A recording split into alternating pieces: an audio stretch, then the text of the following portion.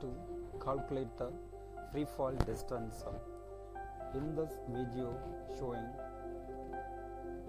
here a 2-meter lanyard and tier webbing energy absorber will extend to 3.75 meters at a full activation of the lanyard in the event of a fall.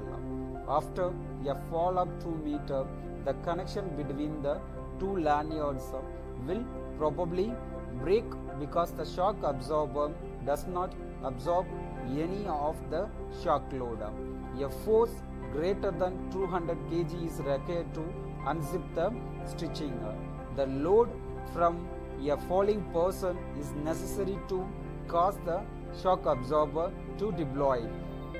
When completely unzipped, the shock absorber is 1.75 meter long. The size of the person and distance of the fall determines how far the absorber deploys. That's showing lanyard assembly length. At the same time, energy absorber extension is on 1.75 meter and the height of person to attachment is on 1.8 meter. Actually, that overall residual clearance is on 1.0 meter minimum required needed.